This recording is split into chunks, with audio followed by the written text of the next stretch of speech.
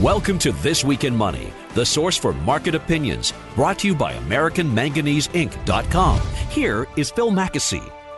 Doug Casey is founder and chairman of Casey Research. You'll find him online at CaseyResearch.com. He's talking to us today from Buenos Aires, Argentina. Hey, Doug, welcome back to This Week in Money. Well, it's my pleasure, Bill. Thank you. Doug, your latest with Louis James over at CaseyResearch.com. Doug Casey on the America that was, now the United Police State of America. It is terrific Thanksgiving reading for folks anywhere. Let's start with the America that was. How did things start? You know, things started out very well in the U.S. That's why it's unique among the world's countries because of the Declaration of Independence. It's the first time any government has put things like that down on paper.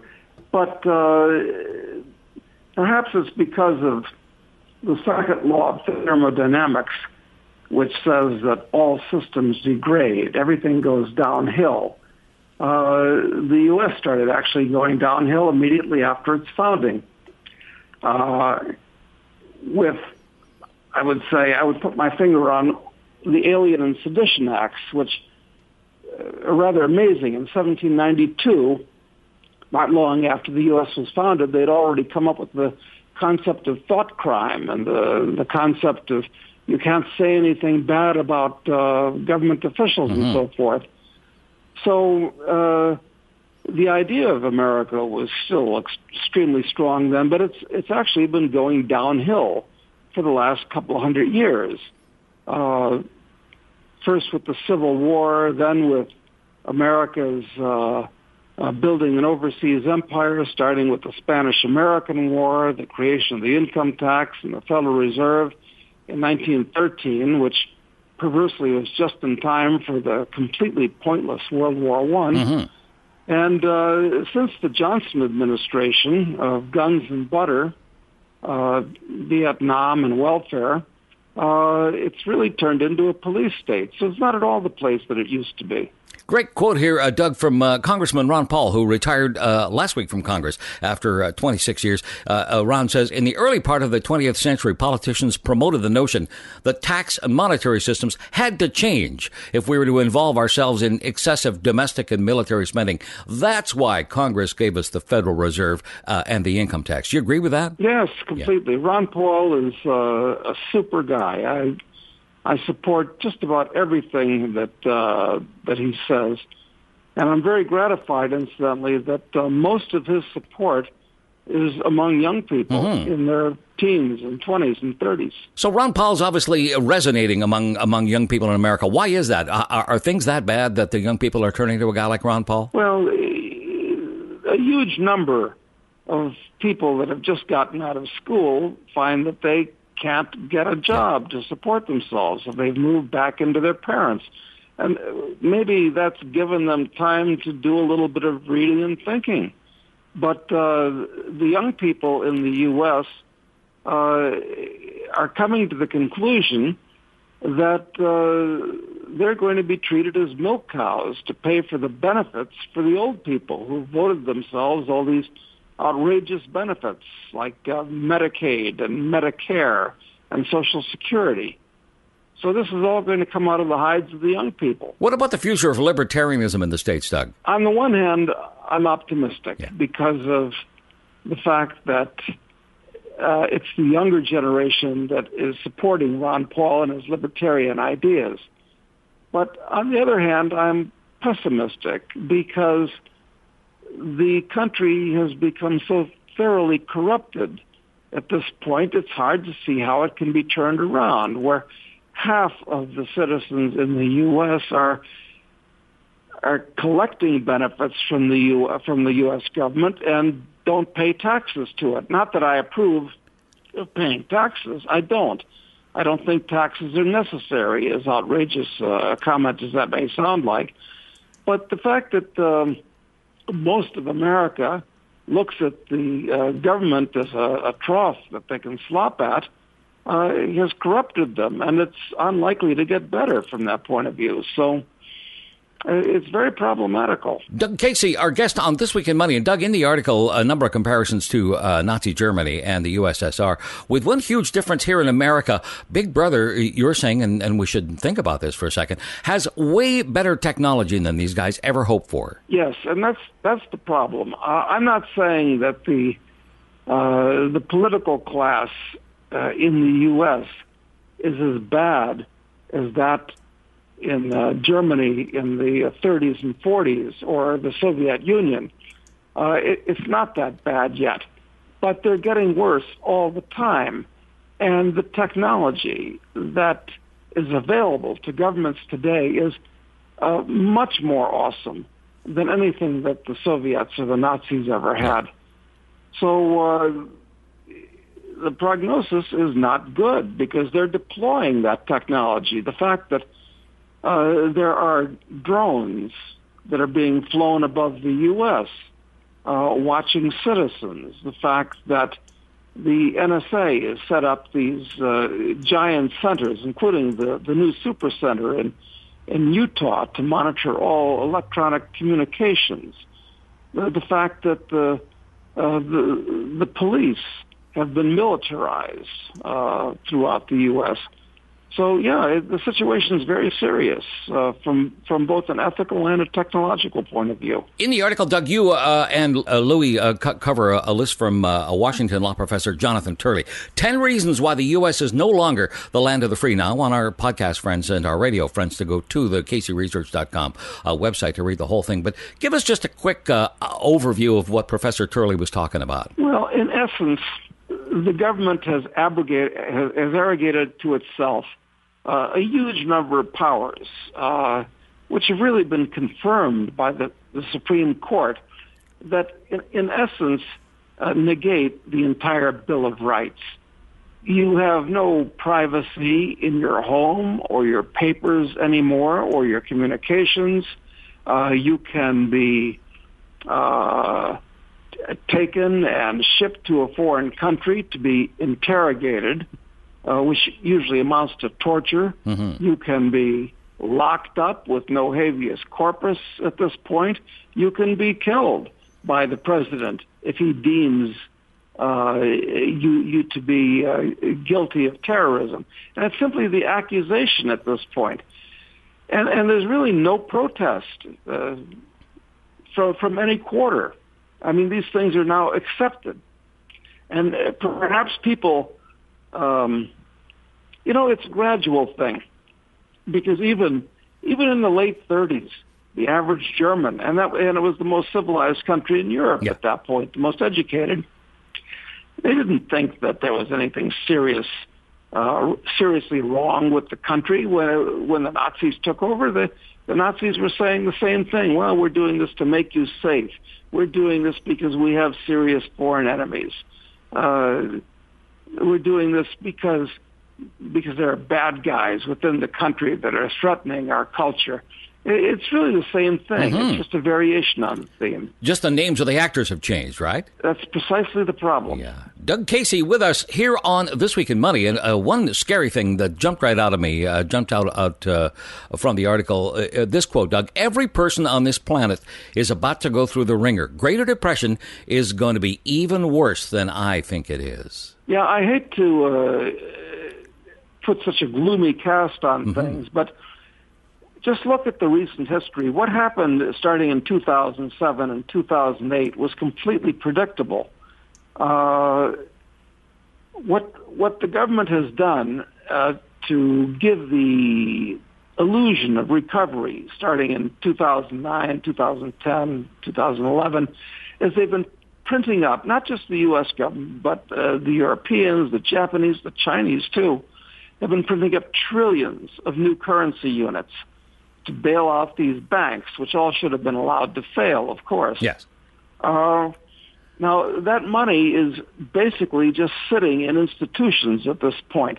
But at some point, it's going to start coming out into society. It's going to result in a gigantic wave of inflation and a panic out of the dollar. And that's especially problematical even for Canadians because the U.S. dollar is the major asset of all these central banks.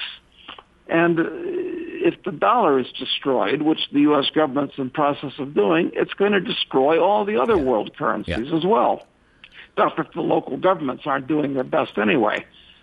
So, yes, it's going to be a severe depression, which I define in a number of ways. But one of the ways to define a depression is it's a period of time when most people's standard of living drops significantly.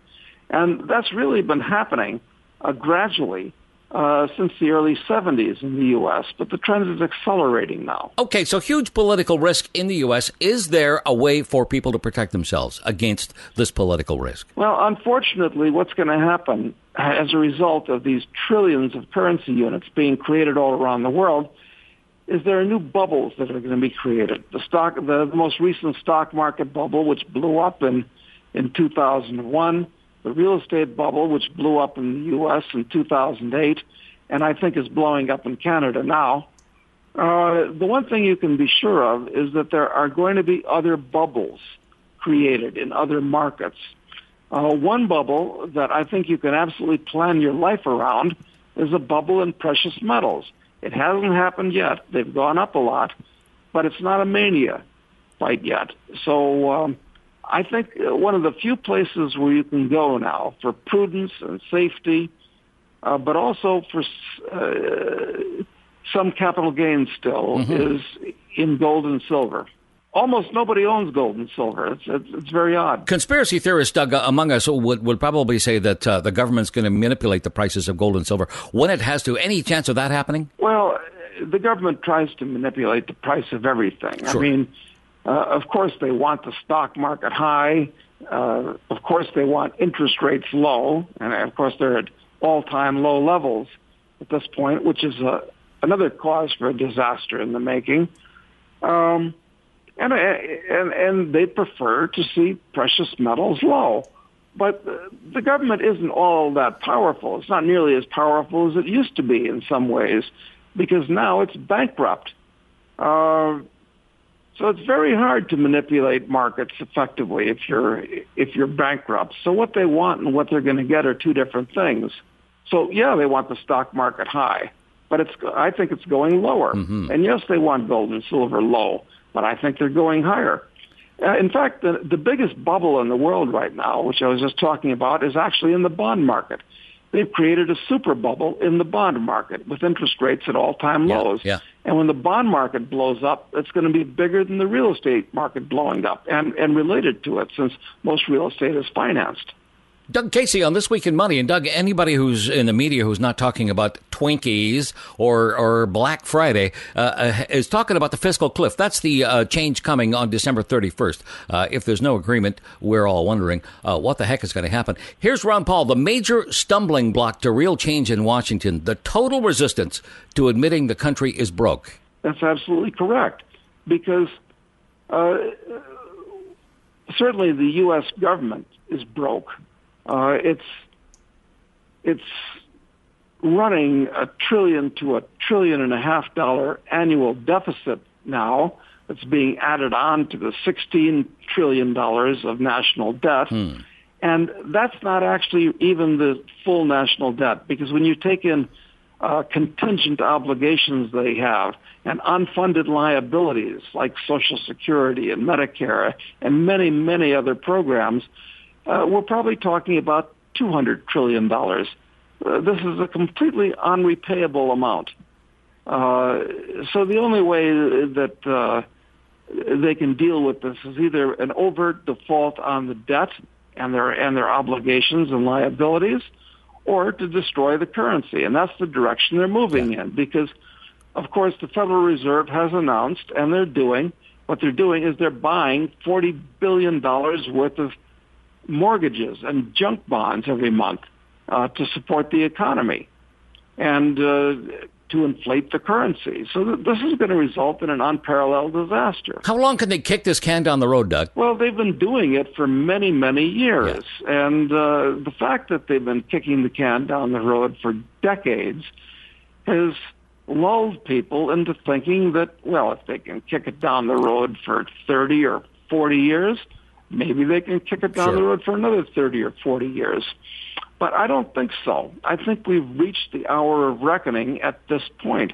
And right now, the hurricane that we entered in 2007, 2008, we're in the eye of the hurricane, the eye of the storm right now. But I think that in 2013, we're going to start coming out into the trailing edge of the hurricane, and it's going to be much worse and much, much longer lasting than what we went into. And it's going to be accompanied by financial and economic chaos, very high levels of inflation, probably severe social and political problems, and maybe a serious war, too. A new one. Doug, news out of Europe today that's kind of interesting. European Union leaders abandoning talks. They can't agree on the $1 trillion euro budget. Meanwhile, the Eurozone economy on course for its weakest quarter since early 2009. Does any of this sound familiar? Well, it does. And Europe is in much worse shape than the U.S. is. It's got much higher taxes, much more in the way of regulation. The population has been thoroughly corrupted, believing all these ridiculous socialist, fascist ideas, and their currency.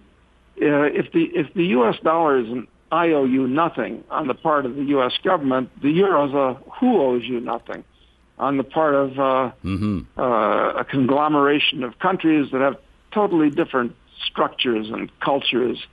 So no, Europe is going to be the first to bite the dust, and it's happening as we speak. Doug Casey, our guest on This Week in Money. And Doug, we've loaded up the Thanksgiving plate with gloom and doom here. Is there anything that our American friends ought to be thankful for today? What should Americans be thankful for today? Well, they should be thankful that their ancestors did things like the Declaration of Independence, which are still kind of lingering memories in the subconscious of the average American.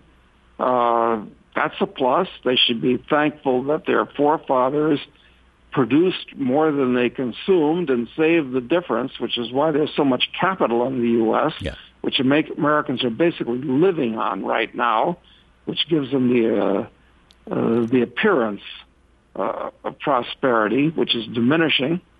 They should be thankful that many people out there continue to produce more than they consume and save the difference, which is building capital, which allows technology, which is the other thing that they should be thankful for, to continue advancing.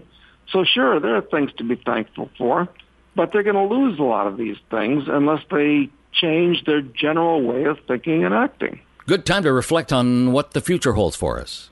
I'm afraid there are going to be a lot more companies out there like the good folks that made Twinkies and I forget all these other they're like petroleum products stuffed with sugar. Tasty though, because I remember as a kid eating Twinkies. We all used to eat that stuff, but it's amazing that 18,000 people from are unemployed from an icon of American business. But, you know, it's funny. Both the labor and the management were corrupt and stupid at that company because the management were basically looting it, as far as I'm concerned, paying themselves big bonuses and salaries the way managers do these days. We're not shareholders of the company. So most corporate managements in the U.S. now are completely corrupt. And on the other hand, all these union workers thinking that just because they belong to a union that they could extract milk from a dead cow that was making, let's admit it, crappy products that most people don't want to eat anymore. Most people have become much more health conscious. So the whole thing was a disaster. Doug, in a lot of ways, is Hostess a canary in the coal mine for American business? Well, it is. I don't really understand at this point why anybody bothers going into business in the U.S. or anywhere, because you're going into business, becoming an entrepreneur, trying to produce something for the market is like painting a target on your back for lawyers and for regulators. And if you do succeed, you've got to give basically half of everything that you create to the government. which we'll use to buy a rope to hang you. So at this point, I think businessmen even a guy that has a small restaurant going on up, they're actually heroes. But I don't even understand why anybody does that anymore today. Doug Casey, founder and chairman of Casey Research. You will find him online at caseyresearch.com. Doug, always a pleasure. Thank you for taking the time today. Well, it was my pleasure, Bill. This Week in Money is archived online at talkdigitalnetwork.com. Jeff Berwick is founder and chief editor of The Dollar Vigilante. It's a free market financial newsletter, and you can find Jeff online at dollarvigilante.com. Hey, Jeff, it's good to talk to you again. Oh, it's great to talk to you too, Phil. It's been a while. Latest TDV Homegrown is out. It's always nice to see you livening things up with a delicious Twinkie image. Hostess brands in bankruptcy this week. Lots of moaning in the press about no more Twinkies. Everybody either blaming the unions or management. And you got a great letter in your Dear Slavey feature this week. It's a letter from Joan in Montana, who says until the day she wrote, she worked at Hostess in Billings, Montana. She gave 30 years of her life to the company. She's 51, now has no pension and no job. And Joan wonders, how could this happen? What did you say to Joan? Yeah, it's really a terrible situation, what's going on. Obviously, this is much bigger than just Twinkies. That's one of the biggest problems with a lot of people today is they look at the most immediate effects of the problem, but they don't realize all of the past decades of problems that have led up to a thing like this. For one example, a lot of these manufacturing jobs, like putting cream into little cakes in a Twinkie factory, is obviously not a $30 or $40 an hour type of job, but thanks to inflation from the Federal Reserve, thanks to increase in things like the stock market, thanks to the inflation, and also thanks to the U.S. dollar being the world's reserve currency for the last 40 years, that enabled that sort of an environment, and people got used to it. They assume that's just a natural environment, but it's not. So it's all sort of falling apart now, and you can see it with Twinkie and Hostess. A lot of these union jobs, you saw it in Detroit as well. All these unions as well also destroy these companies. They really destroy themselves. And so she was really asking, what can she do? And she's really saying she has no skills. All she can do is put cream into a Twinkie. Mm-hmm. And really our suggestion to her was get used to this. There's not going to be any more $30 or $40 an hour factory basic labor jobs in the U.S. anymore, thanks to the U.S. government and the Federal Reserve and decades of this collapse going on. And to learn a new skill. It's never too late, and it's not that hard. Go teach English somewhere or something, and she can do something for sure. But it is a kind of a sad situation. There's 18,000 people there laid off, and but that's just another function of this ongoing collapse of the monetary system that we've been talking about. Jeff, I was talking to your friend and mine, Doug Casey, earlier on today on This Week in Money, and one of the things I said to Doug was, is the Hostess company a canary in the coal mine? You see more and more of this happening with these kind of companies? Oh, absolutely. We've been calling for that for a while. This collapse has only just begun. It started in 2008, and they've been papering it over ever since then. So there's just too much debt in the system. This is a completely debt-based system. They're printing way too much money, which destroys the economy because it causes massive misallocations of capital. And this has been going on since 1971. So there's been just a massive decline. If you actually look at real worker wages in gold terms, it's been on a straight line downward since 1971. And that's really the case. So as always, the wages don't keep up with the inflation. The rich people do okay because they own assets which generally float with the inflation or even go up higher than inflation as people run into those assets, things like gold or real estate, not necessarily U.S. real estate, but hard assets. And so as this system collapses, and we haven't seen anything yet, we're going to see things that will shock people. It's going to make the 1930s depression look like a trip to Disneyland. You're saying, Jeff, get ready for two classes in America, lower and upper class. Yeah, they've really hollowed out that middle class for decades now. And middle class is a very important part of economy, obviously, because obviously the upper class, those would be people who are rich for whatever reason. Many of them created a lot of wealth. That's why they're rich. And they didn't consume as much as they produced. The lower class never produces more than it consumes, and oftentimes consumes more than it produces. But what you really need is some people to actually create wealth in the middle. You can't have everyone being rich. That's just not. It's actually not physically possible. Because if everyone was rich, then there wouldn't be a rich. They'd all be middle class. So Yeah, we're really seeing that in the U.S., and it's just hollowing it out. And I just came back from Chile, where they have a very low budget. They actually have a budget surplus this year, government surplus. They have 8% debt to GDP compared to the U.S., which is like 300% when you add in the unfunded debt and liabilities. Their central bank doesn't print a lot of money. They're actually not even Keynesian. And their middle class is growing tremendously. It's unbelievable what's going on down there. If people are looking for opportunities, Chile is pretty much my top pick at the moment. Jeff, could a company like Hostess survive in a place like Chile? Oh, absolutely. One of the main reasons it didn't survive was because of the union and all the wages and that sort of thing, which they wouldn't have as much in Chile. And as well, their costs would be much lower just because in the U.S., all the regulations and taxes, that really makes it so most businesses are having a hard time surviving there, especially because at the same time that their taxes are high and there's more and more regulations every day. Barack Obama has done 6,000 new regulations in the last 3 months, I believe.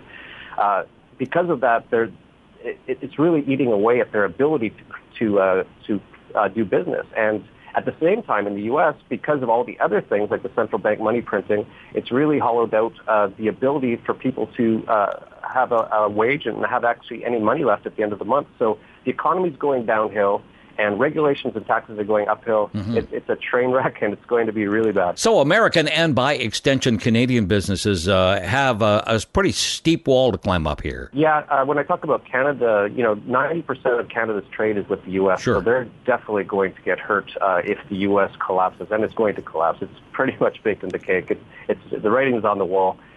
So there is some good things for Canada. There's a lot of resources there that they do sell to places that do have good economies and they're doing well, like Asia and Latin America and places like that. So there's a chance that Canada will survive better, but people should really prepare for the worst in Canada as well. We're talking to Jeff Berwick from DollarVigilante.com here on This Week in Money, and we're talking about Twinkies, one of the big stories of the week. Great piece in the latest TDV by Jim Carter. He's telling us that management did not kill the Twinkie, labor did not kill the Twinkie, we, the consumers, helped to kill it.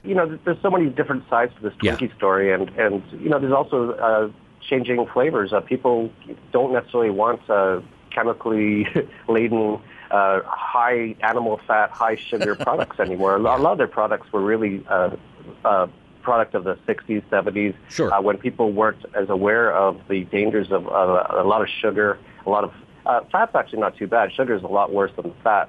But then, of course, all the other stuff they have to put into it to make it actually survive. You can't put a wet, a moist piece of pastry in a plastic bag for a month and not have it get moldy unless you do some things to it. And I actually commend them for doing a lot of great things to make that possible. They actually that was a free market solution to a problem of food not being able to last very long, and they managed to do that. But taste change. I eat about one Twinkie a year, usually really hungover, and so that's not going to keep Twinkie alive too long. And all the other products, Wonder Bread, white bread, which is just, the worst bread to eat if you're going to eat bread at all. And so all their products are kind of outdated anyway. One of the biggest problems folks are pointing to with Hostess, the fact that they had so much debt that they couldn't reinvent themselves. They couldn't respond to consumer taste effectively. Yeah, typical. A company like this, they were in trouble years ago, and they actually got taken over by a private venture capital firm, which people are blaming for the collapse. But really, all that venture capital firm was doing was trying to take whatever assets were left, because this thing was going down. It was pretty much baked in the Twinkie cake a few years ago, and the venture capitalists or the private money people came in and tried to take whatever good assets were left and try to salvage them, which is actually a good thing. We want things like that. We don't, a lot of people, especially the typical sort of uneducated in terms of real economics, Austrian economics, your typical laborers see those people as really vultures taking away their jobs, but anyone who was expecting to work at a Twinkie factory in the U.S. for the next 20 years and get paid $40 an hour was really not paying attention to what's really going on. We were talking earlier, Jeff, about the role of management and the role of unions in this, but not much talk in any of the mainstream media about the role of government in this mess. Well, that's exactly what I've been talking about, is this was all baked in the cake from the government and the central banks. Everything they've been doing for the last 40 years has been destroying the economy in the U.S. It's it's bad already. The real true unemployment rate is probably around 25%, which is near depression levels, and it's just getting started. The U.S. government is bankrupt. Everything's bankrupt. It's a complete debt-based system that's reaching its final end, and it was out of control socialism and democracy and those sort of things, which are terrible, that has led to this. And unfortunately, like I said, people can't look much further back than a few weeks, and they just say, well, Twinkies, firing everybody, we have to do something. Well, you should have done something in 1971 when they took the gold backing off for the dollar. Or you should have done something in 1913 when they instituted a communist-based central bank, which is just central planning. Most people understand that in the Soviet Union, why it didn't work is because of central planning. Well, that's all the Federal Reserve is. It's a central planning of the monetary system, and there was no way it was going to work forever, and it's made it about 99 years now. We'll see if it makes it to 100. Jeff Berwick from DollarVigilante.com, our guest here on This Week in Money. We urge you to visit the DollarVigilante.com website. Always interesting stuff on there. One of the surprising things to come out of the recent U.S. election, Jeff, was the interest in secession. About 30 different states thinking about seceding from the United States. What's going on here? Yeah, that's excellent news. We need more governments in the world, not less. We don't need one government. We need thousands or millions or billions. The bigger governments are, the worse they are. And the more removed they are from the people, the worse that they really take advantage of the people. And that's just, you look at every instance in human history that's been the case. After the last election, I guess it rallied some people to say that's enough, especially with what Barack Obama's doing. It's just quite unbelievable, all the things he's doing. And not many people even know all the stuff he's doing. He's doing, like I said, he had 6,000 new regulations in the last 3 months, I believe, or 3 weeks. It was something ludicrous. And so many people have, on the U.S. government website, they have a funny thing where you can actually file a petition. They say if you ever get over 25,000 people sign it, they'll actually take a look at it. Well, that's very nice of them to actually give the slaves that. And so a lot of people have been going on there and filing for secession, either for their state or even just personally. And what's happened is Eric Erickson, who runs sort of a conservative, very popular conservative blog called Red State, has come out against it and said that anyone who says they want to secede should be stripped of their citizenship right now and exiled, thrown out of the country to become stateless somewhere else. And, of course, I can't imagine which country would accept them being stateless, so they'll probably just send them to places like Guantanamo Bay and that sort of a thing. This is all conjecture, but this is the mood in the U.S. This is you can see it all the time. There's a lot of people still clinging to this belief that the U.S. is the best place on earth, the freest place on earth, the richest place on earth. None of that is true anymore. Definitely not the freest place at all. It's one of the least free countries on earth. So many people are starting to wake up to that, and they want to secede.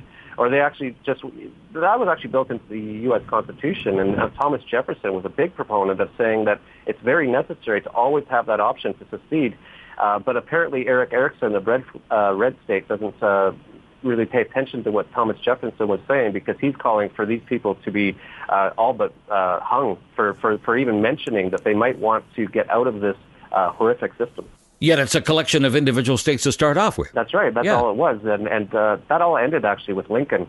And, of course, if you go to the movie theaters nowadays, they tell you that he freed the slaves. Well, he was one of the most racist people I've ever heard in my life. You can just look up all his quotes. He had no care for the black slaves at all. What happened was the South wanted to secede because he wanted to tax them on a lot of their products like cotton.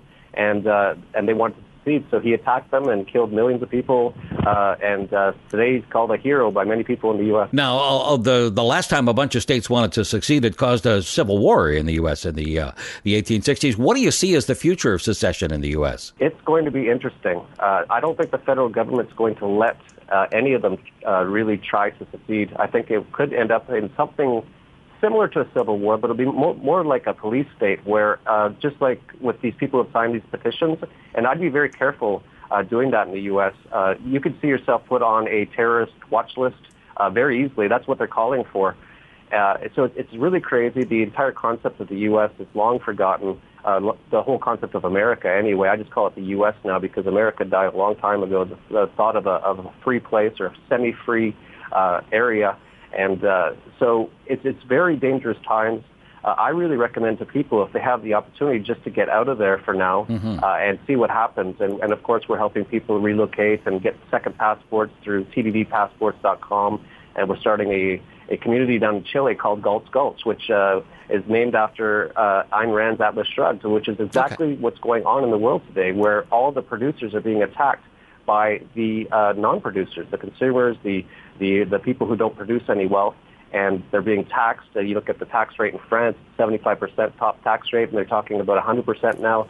So anyone who actually produces wealth now, or even has any kind of assets, should be looking to get away from that situation for a few years. It's going to be nothing but ugly. We're talking to Jeff Berwick from DollarVigilante.com. Here on This Week in Money. Here in Canada, retirement plans are called RRSPs. In the States, the same idea. It's either a 401k or an IRA. Folks setting aside money for retirement. In the latest Dollar Vigilante headline, government plans retirement heist and calls it charity. Tell me what's going on here. We've been calling for this for a few years. I wrote in 2010 that I fully expect that 401k and IRAs will be nationalized in the U.S. They've actually been talking about it for a few years, but the rhetoric is going up immensely. Just earlier, about 2 weeks ago, there was some U.S. government committees that got together, and they were all very outwardly talking about the need to nationalize 401ks and IRAs. Of course, this wasn't on the front page of USA Today or on CNN because a lot of people wouldn't like that, but that's exactly what they're trying to do, and they're trying to coach it in terms of saying that this we need to help out people because not many people have much savings for retirement. Well, that, again, is all caused by the state. Look at socialist insecurity. That was supposed to be their saving for retirement. That's a Ponzi scheme that's far past bankrupt. It won't be there in a few years for anybody.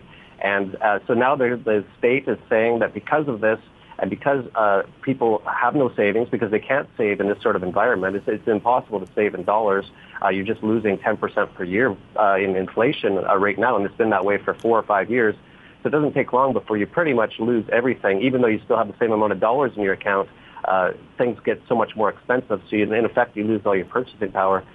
So I'm fully expecting them to nationalize IRAs and 401ks in the U.S. within the next few years, as soon as this year even. And I also expect that to happen in most of the Western government countries. I'm from Canada originally, and I sold all my RSPs in 2008. I didn't sell them, but I closed the plan and I paid the taxes on it to get out because I don't want them to do what I think they're going to do, which is as these government situations get worse and worse, they're going to force these IRA or pension or RSP assets into their own bonds, which pay 0 to 3%. Sure. In a time when there's inflation of 10 to 15%. So very quickly you lose all your purchasing power. So I recommend to people in Canada to look at closing up their RSPs and getting them out of the country, those assets out of the country. For people in the U.S., they have another option. They can do something called a self-directed IRA, which allows you to take the assets and effectively put them offshore, and you don't have to actually take a tax hit or anything on them. And so that makes it one step removed from the ability of the U.S. government just to abscond them. And we actually offer a product to help people do that in the U.S., and you just go to tdvselfdirectedira.com. Jeff Berwick, our guest here on This Week in Money. One of the other interesting issues to emerge from the U.S. elections, besides the secession vote, marijuana, cultivation and possession legal in Colorado and Washington. What's your take on what's going on here? What do you see happening in the future? Yeah, well, legal in quotation marks, because, of course, the states really don't have any power anymore thanks to the fascist genocidal murderer Abraham Lincoln. So even in California, they've had medical marijuana for a while, but still the DEA goes in regularly and busts them and puts them in cages because it's still national law that this wonderful healing drug, it's not a drug, it's a plant, that relaxes you and makes you giggle and want to eat chips is still illegal. Or Twinkies. Yeah, Twinkies. Yeah, you can't have any sort of mild enjoyments anymore in the U.S. police state. Great piece by Justin O'Connell talking about how to cultivate your own marijuana here. Yeah, actually in Canada where you are, it's unbelievable. I'm stuttering because it's so unbelievable the stupidity of government. In Canada, still marijuana is illegal, but you can buy a license to grow medical marijuana, which is no different than marijuana and not used in any different way than a regular marijuana would be used. And you can get a license from the government, so of course you've got to pay them their mafia fees. So they're starting to do that now in Washington and Colorado. But, the U.S. is even far worse cracking down on these so-called drug war, which has been the worst invention in human history besides central banking. And so it's going to be interesting to see what happens. I'm not expecting huge things, but it is a nice sign. Finally, some of the slaves have decided to free themselves somewhat and allow themselves to do some things in some states. But unfortunately, the U.S. Federal government is not going to have any of it. And naturally, bureaucrats and legislators rubbing their hands, talking about taxation and regulation. How many billions they're going to be able to make off this? Yeah, and that's another thing that a lot of people will always say is, for example, you could talk to your average person in Canada, the U.S., and you could say, should we legalize marijuana? And if they say yes, the second thing they'll say is, and we should tax it. This is how far gone that people are to not understanding that they're slaves. Tax is a form of slavery. Sure. If 100% taxation is slavery, at what percent is it not slavery? The only answer that isn't slavery is 0%. But people, many people see themselves tied in with the government as though the government debt is their debt, and so they're looking to tax other people on things that they don't personally do, of course. If they do it, then they're not in favor of taxing it. So this is another ridiculous notion, but even if we could have a world where all drugs were legal and taxed, that would still be a much, much better world, because many of the real big problems in the world today in terms of the police state and them busting down doors and throwing millions of people into cages in the U.S. is all about these plants. So if they're legalized, at least we'll have a little bit more peace in the world, especially down here where I am in Mexico, where they're feeling a lot of the effects of this horrible drug war. Jeff Berwick, founder and chief editor of The Dollar Vigilante. He is online at dollarvigilante.com.